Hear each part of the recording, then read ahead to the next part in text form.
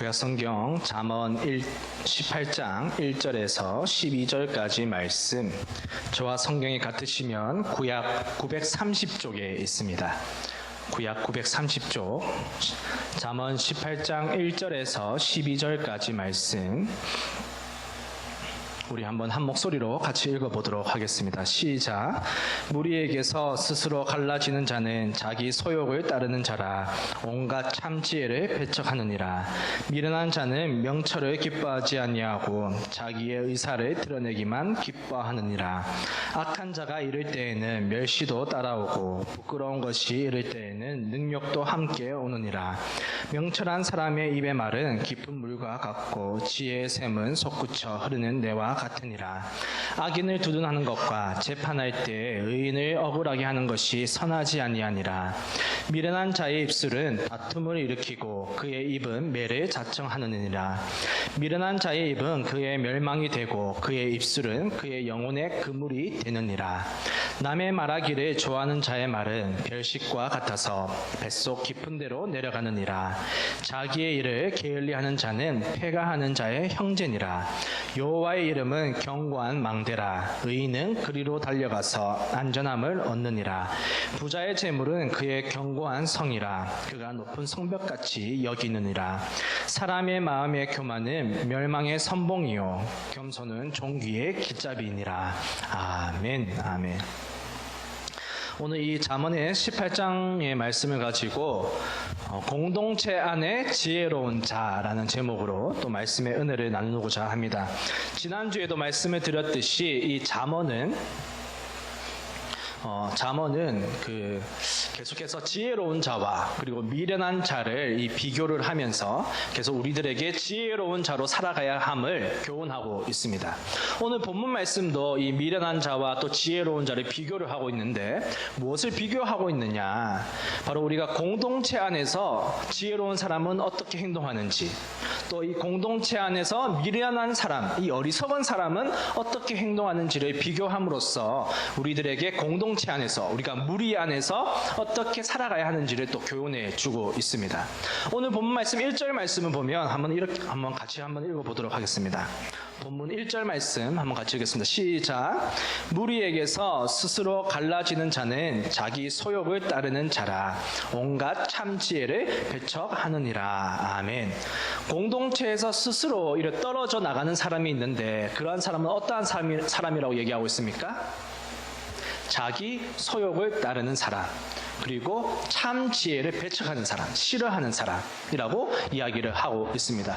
다시 말해서 이 무리 안에서, 공동체 안에서 자기가 하고 싶은 대로, 자기가 원하는 대로만 하고 싶은 사람들은 결국에는 이 무리에서, 이 공동체에서 스스로 떠나게 된다. 그리고 이러한 사람들은 어리석은 사람이다, 미련한 사람이다. 그러한 사람이 공동체에 안 좋은 영향력을 끼친다라고 1절에서는 이야기하고 있는 것입니다. 똑같은 이야기를 2절에서도 또 이야기를 하고 있는데 2절 말씀도 한번 또 같이 읽어보도록 하겠습니다. 시작. 미련한 자는 명철을 기뻐하지 아니하고 자기의 의사를 드러내기만 기뻐하느니라. 아멘. 미련한 사람은 공동체 안에서 어떻게 한다고 하고 있습니까? 명철을 기뻐하지 아니한다 라고 얘기하고 있습니다. 여기서 명철이라는 것은 분별력을 얘기합니다. 분별력. 옳고 그름을 딱 분별할 수 있는 능력. 그러니까 옳고 그름을 분별한다는 거니까 이제 바른 소리, 옳은 소리를 계속 한다는 거죠, 공동체 안에서. 근데 그러한 소리를 싫어한다는 거예요. 기뻐하지 아니한다. 그리고 어떻게 한다고 얘기하고 있습니까? 자기의 의사를 드러내기만 기뻐한다, 좋아한다는 거예요. 다시 말해서 미련한 사람이란, 어리석은 사람은 공동체 안에서 이 지혜와 명철을 싫어하고 또 자기의 소욕과 자기의 의사만, 그러니까 자기의 뜻과 자기의 의견만을 드러내기를, 이 주장하기를, 관철하기를 좋아한다라고 이야기를 하고 있습니다.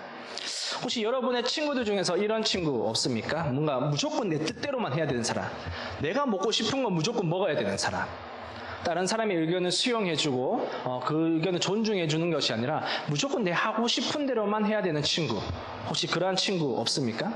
아니면 혹시 우리의 모습이 그러한 모습은 아닌가요? 여러분 그렇다면 이 공동체 안에 지혜로운 사람은 어떠한 모습이겠습니까? 이 미련한 사람, 어리석은 사람의 반대의 모습을 생각해 보면 되는 거죠. 이 공동체 안에서 이 무리 안에서 지혜로운 사람은 때로는 자신의 의견과 달라도 때로는 자기의 이 의견, 주장을 포기하고 다른 사람의 의견을 존중해 주는 사람, 다른 사람의 의견을 수용해 줄 줄 아는 사람, 그러한 사람이야말로 공동체 안에서 지혜로운 사람이다라는 것을 우리는 1절과 2절을 통해서 알 수가 있습니다.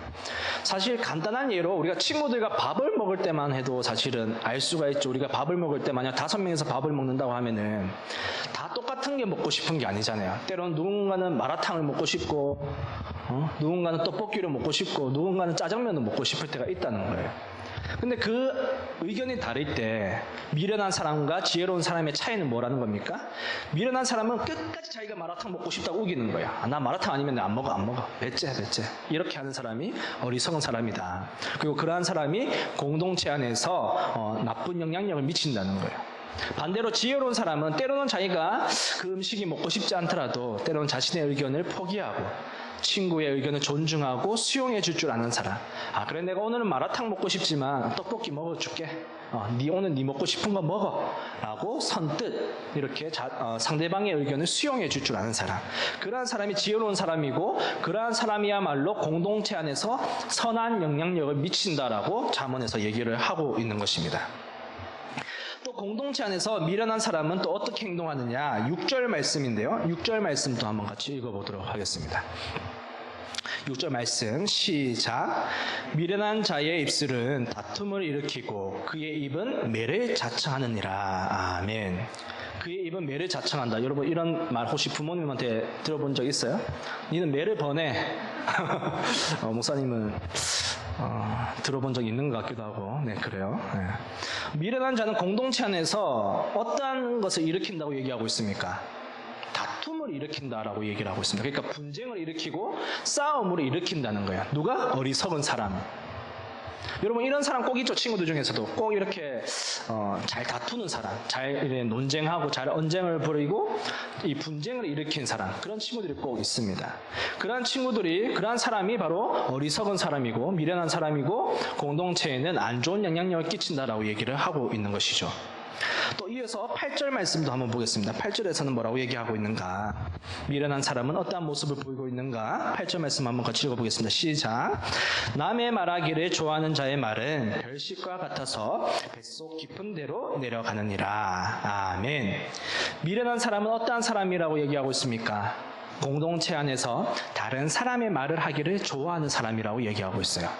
그리고 이 다른 사람의 말을 좋아하는 사람은 별식과 같아서 뱃속 깊은 곳에 내려간다. 이게 무슨 말이냐면은 굉장히 깊은, 많은 영향력을 끼친다는 의미입니다.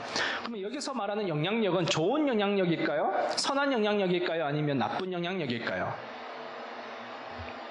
남의 말을 좋아하는 사람은 어떠한 영향력을 끼치겠습니까? 나쁜 영향력을 끼치는 거죠. 여기서 남의 말을 좋아한다는 것은 좋은 얘기를 뜻하는 게 아니라 험담, 안 좋은 이야기, 소위 말하는 우리가 말하는 뒷담화, 이런 것을 이야기하는 것을 뜻합니다. 그러니까 우리가 공동체 안에서 다른 사람에 대해서 안 좋게 얘기하는 것, 다른 사람이 없을 때 그 사람에 대해서 뒷담화하는 것, 이것이 별식 것 같다. 내 뱃속에 깊이 내려간다. 다시 말해서 그 공동체 안에서 굉장히 나쁜 영향력을 미친다라고 이야기를 하고 있는 것입니다. 여러분 사람은 사실 다른 사람을 칭찬하기보다는 이 험담하는 것을 좋아해요. 여러분 안 그래요? 목사님은 좀 그런 것 같은데. 네. 우리가 좀 죄인이라서 좀 그런 습성이 있어요. 다른 사람을 이렇게 헛들들면서 하나 되는 그런 느낌을 이렇게 느낄 때도 있는데, 우리는 사실 다른 사람을 칭찬하고 축복해주기보다는 사실 다른 사람을 험담하기를 즐겨하는 그런 습성이 있습니다. 그런데 다른 사람을 험담하고 안 좋은 얘기를 하는 사람은 미련한 사람이다, 어리석은 사람이다, 또 그러한 사람이 공동체, 내가 속한 무리에 굉장히 나쁜 영향력을 끼친다라고 또 이야기를 하고 있는 것입니다. 마지막으로 미련한 사람은 어떠한 모습을 보이는가? 9절 말씀 한번 보겠는데요. 9절 말씀 한번 같이 읽어보겠습니다. 시작. 자기의 일을 게을리 하는 자는 패가 하는 자의 형제니라. 아멘. 자신이 맡은 일을 게을리 하는 사람은 망하게 된다라고 이야기를 하고 있습니다. 여기서 한글 번역에서는 이 제일 앞에 뭔가 한 단어가 생략되었는데 히브리 단어와 히브리 이제 성경과 또 영어 성경을 보면 또한이라는 의미를 지닌 이 단어가 생략이 되어 있어요. 그러니까 다시 말해서 영어 성경을 보면 이제 also 이 단어가 생략이 되어 있는 거죠. 다시 말해서 이 9절의 이 말씀은 8절과 이래 이어져서 내려오는 이제 연결된 말씀이라는 거예요. 다시 말해서 공동체 안에서 어리석은 사람, 미련한 사람은 바로 자신이 맡은 일을 게을리 하는 사람, 최선을 다하지 않는 사람이 어리석은 사람이다라고 또 얘기를 하고 있습니다. 그러니까 무리 안에서 공동체적으로 뭔가 하나의 일을 헤쳐나가야 되는데, 하나의 일을 해내야 되는데, 그러면 우리가 일을 분담하지 않습니까? 이렇게 분담해서 일을 맡는데 그 맡은 일을 최선을 다하지 않는 사람은 미련하고 어리석은 사람이다. 또 그러한 사람은 이 무리에, 공동체에 악한 영향력을 끼친다 라고 이야기를 하고 있는 것입니다. 여러분들도 학교에서 이 조별 과제가 있는지는 잘 모르겠어요. 목사님 졸업한 지 오래돼가지고 또 교육 과정이 워낙 다르다 보니까 대학교만 가더라도 굉장히 이 조별 과제가 많아요. 근데 이 조별 과제를 하다 보면 꼭 그런 사람이 있어요. 이 방관자의 태도를 보이는 사람이 있어요. 나 몰라라 하는 사람이 있는 거죠. 그냥 숟가락만 얹기를 바라는 사람이 있어요. 다 같이 열심히 힘을 합쳐서 정말 좋은 결과물을 내기보다는 너희가 좀 해, 나는 좀 그냥 쉽게 갈란다, 이런 태도를 보이는 사람들이 있다는 거죠. 이렇게 게을리하는 사람, 자기가 맡은 역할을 최선을 다하지 않는 사람, 게으른 사람은 어리석은 사람이고 또 그가 속한 공동체에 또 악한 영향력을 끼친다라고 이렇게 오늘 본문에서는 또 말씀을 하고 있습니다. 이처럼 오늘 본문 말씀에서는 공동체 안에서의 어리석은 사람, 미련한 사람은 누구인가 총 4가지의 모습을 보여주고 있습니다. 첫 번째의 모습이 무엇이었습니까? 다른 사람의 의견을 존중해주고 수용해주는 것이 아니라 오직 자기의 소욕대로, 자기의 의사만 주장하는 사람, 내 뜻대로만 오직 행하기를 이렇게 주장하는 사람, 이러한 사람이 어리석은 사람이고 또 공동체에게 악한 영향력을 끼친다는 거예요. 두 번째로 미련한 사람, 어리석은 사람은 어떠한 모습이었습니까? 다툼을 일으키는 사람. 이렇게 다툼을 잠잠하게 하고 이렇게 중재해 놓은 게 아니라 오히려 막 싸움을 일으키고 분쟁을 일으키는 사람, 이러한 사람이야말로 어리석은 사람이고 공동체 안에 또 악한 영향력을 끼친다라고 오늘 본문에서 얘기하고 있습니다. 또 세 번째는 어떠한 모습이었습니까? 다른 사람을 험담하는 사람, 다른 사람에 대해서 안 좋게 이야기하는 사람, 뒷담화하는 사람, 이러한 사람은 어리석은 사람이고 또 그러한 사람은 공동체 안에서 악한 영향력을 준다라고 이야기하고 있습니다. 마지막으로 4번째가 무슨 모습이었죠? 자신이 맡은 일을 게을리하는 사람. 그러한 사람이야말로 또 어리석은 사람이자 공동체에게 안 좋은 영향력을 준다라고 이야기를 하고 있는 것입니다. 여러분, 그러면 반대로 공동체 안에서 지혜로운 사람은 어떠한 모습이겠습니까? 이것과 정반대로 생각해 보면 되는 거죠. 지혜로운 사람의 첫 번째 모습은 그럼 무엇이겠습니까? 때로는 나의 뜻과 달라도, 나의 의견과는 달라도 다른 사람의 의견을 수용해 줄 줄 아는 사람, 다른 사람의 의견을 받아들일 줄 아는 사람, 존중해 줄 줄 아는 사람, 그러한 사람이야말로 공동체 안에서 지혜로운 사람이다라고 알 수가 있습니다. 두 번째는 어떠한 모습입니까?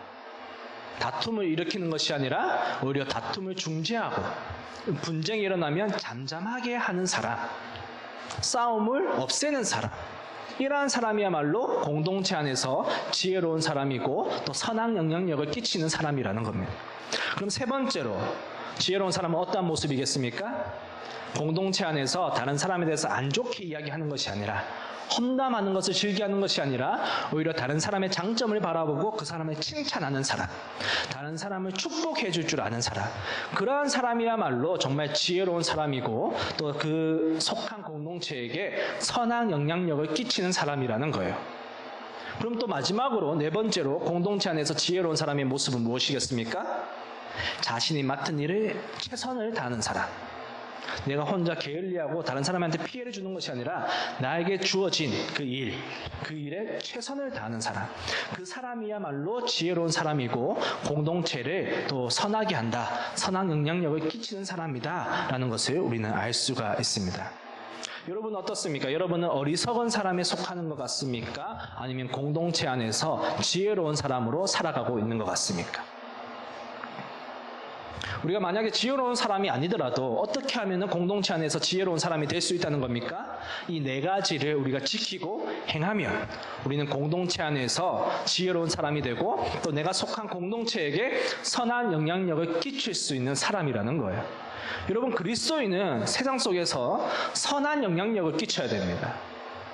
하나님을 믿는다고 하면서 정말 믿지 않는 사람들보다 못한 삶을 살아가면 안 된다는 거예요.